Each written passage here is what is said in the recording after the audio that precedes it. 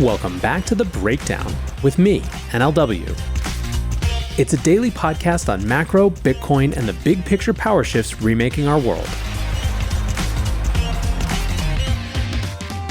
What's going on, guys? It is Wednesday, September 11th, and today we are talking about a House DeFi hearing. Before we get into that, however, if you're enjoying The Breakdown, please go subscribe to it, give it a rating, give it a review, or if you want to dive deeper into the conversation, come join us on the Breakers Discord. You can find a link in the show notes or go to bit.ly/breakdownpod. Hello, friends. Well, quickly before we get into the main topic of this hearing, one of the things that people were wondering heading into the debate yesterday was whether the topic would be important enough to finally make it into a presidential debate. For example, would former President Trump try to hang anti-innovation policies on Kamala Harris's head, maybe making a passive reference to the crypto industry or something like it? Alas, when all was said and done, crypto wasn't mentioned at all, even in the context of innovation policy. Ultimately, the only thing interesting for crypto folks was to see that there continues to be correlation between former President Trump's chances and the price of Bitcoin. Polymarket's odds of a Trump victory went down 3 points during the debate, and Bitcoin went down right alongside it. So for now, no crypto in the debates.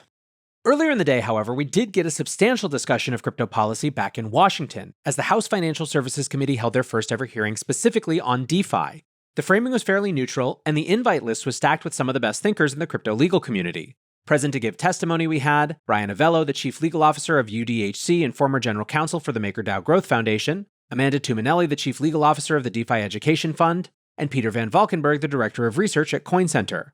The anti-crypto witness was Mark Hayes, Senior Policy Analyst at think tank Americans for Financial Reform. The hearing was held by the Digital Assets Subcommittee with Chairman French Hill setting the tone from the start. He said that DeFi is, quote, based on the fundamental idea that individuals should have the freedom to transact without the fear of illegal financial surveillance or abuse by governments. Hill added, today's hearing is designed to take a deep dive into some core concepts behind DeFi. I'd like members on both sides of the aisle to approach it with an open mind. For context, we've seen these kinds of hearings before. In late 2021 and early 2022, there were multiple hearings which served to introduce the basics of blockchain technology in Congress. The most striking thing about those hearings was a bipartisan desire to simply learn about the technology and think through the opportunities and risks it presents. There were comparatively few attempts to create soundbites from either side of the aisle, with most taking the opportunity to ask productive questions of industry experts. Of course, by late 2022, that tone had shifted significantly, with Democrats taking a combative stance and using the hearings to grill the industry for its failings.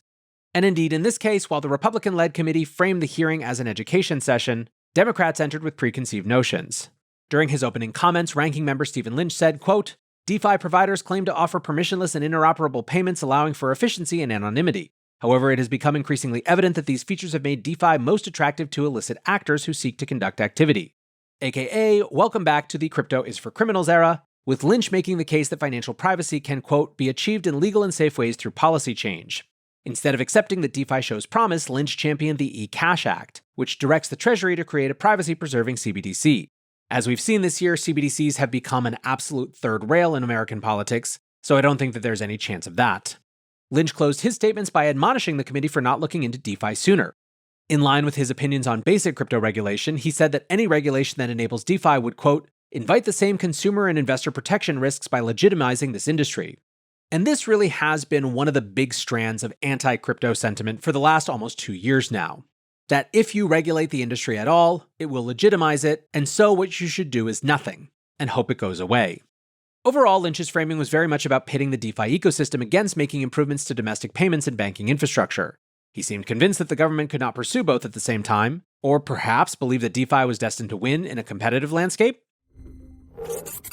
Hello, friends. Before we get back to the rest of the show, I want to implore you to join me at Permissionless. Permissionless is the conference for crypto natives by crypto natives, and the reason it's so important this year is that despite regulators' best attempts to push industry founders, devs, and executives out of the US, the United States remains the beating heart of crypto.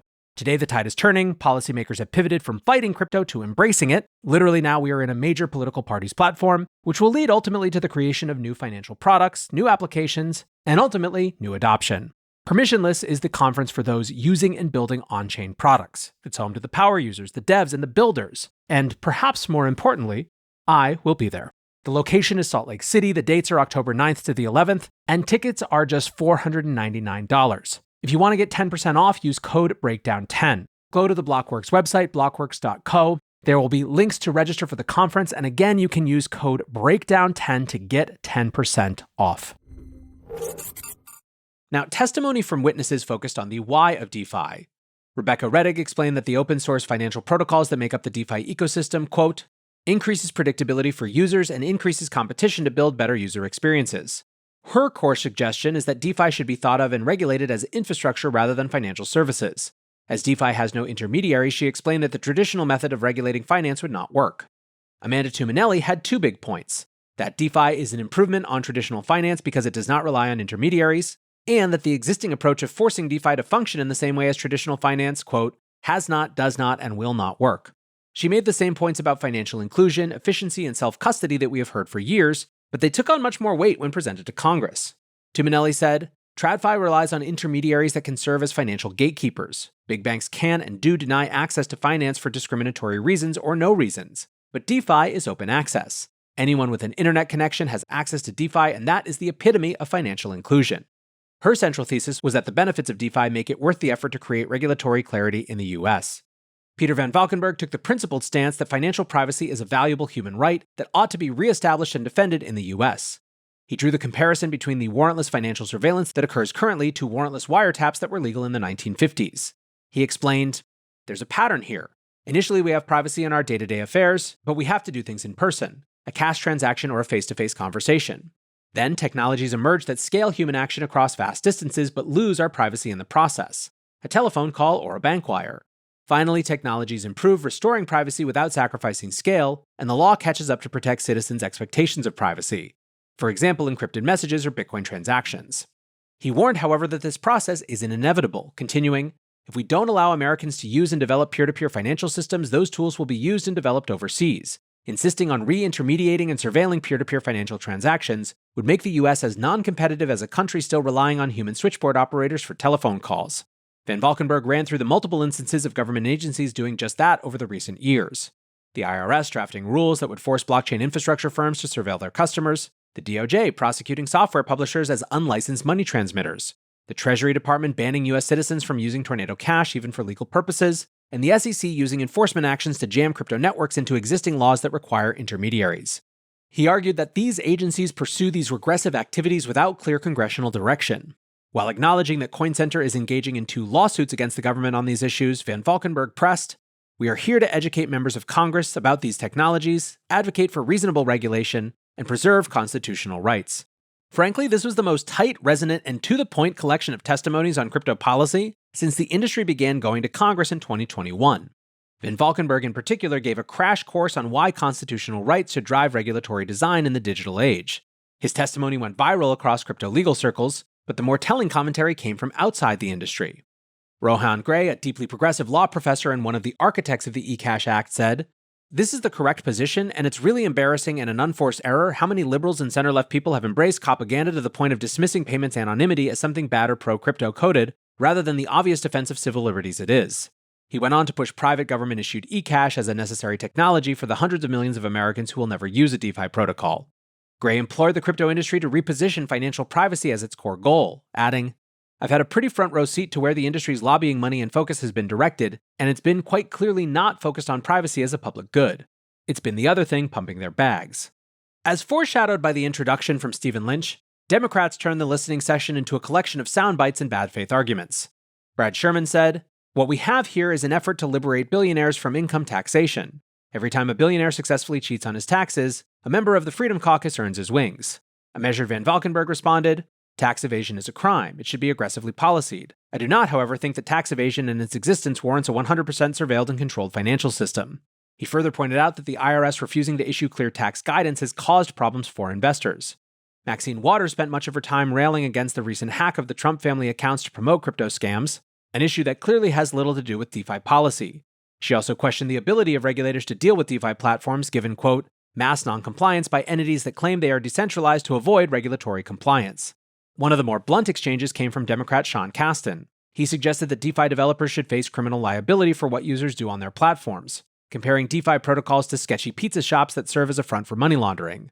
This is obviously a high-stakes issue given the recent prosecution of Telegram's founder for the conduct on his platform. Amanda Tuminelli made the case that the bad actors are the ones that should be prosecuted, arguing, if I make a neutral tool that somebody uses to commit a crime, I should not be held responsible for that person's conduct. Kasten responded, that's bizarre. That's aiding and abetting the commission of a felony.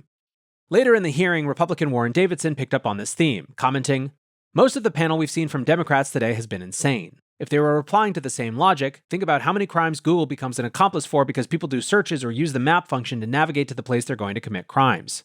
Riffing on the notions of code as speech and the right to financial privacy, he noted, you would think that when the Democrats talk about the government granting permission that the government is the grantor of our rights. But thankfully, in America, our founders recognized that rights come from our creator. The First Amendment is a limit on the government's ability to infringe on your right to speech, and the Fourth Amendment is a limit to the government's ability to infringe on your rights to privacy. I think, how in the world can you have decentralized finance without the decentralized part? They want a central hub, a filter of privacy, a grantor of permission. You can expect that in a police state, but why in the world would you see our colleagues here in Congress advocating for that? Van Valkenburg continued on that thought, quoting from dissenting Supreme Court Justice Thurgood Marshall in a 1970s case about the constitutional validity of the Bank Secrecy Act. Quote, the fact that some may use negotiable instruments for illegal purposes cannot justify the government running roughshod over our First Amendment rights of the hundreds of lawful yet controversial organizations like the ACLU. Congress may well be correct that law enforcement would be facilitated by the dragnet requirements of the Bank Secrecy Act, but those who wrote our Constitution recognized more important values. Ultimately, while the hearing was a little tense and Democrats gave little ground, industry figures still presented a powerful logic for why DeFi is a necessary technology for the digital age. It's important to note this is just a hearing on DeFi with no legislation currently in motion. Still, yesterday's session served to outline the case for DeFi in public for the first time in a formal setting.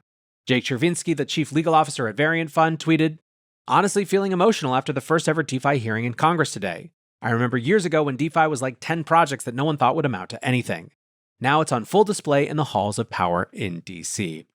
And so, friends, we will wrap it there. Interesting stuff from Washington, even if no progress currently. But of course, I don't think anyone expects a lot of progress before November. Anyways, friends, appreciate you listening as always. And until next time, be safe and take care of each other. Peace.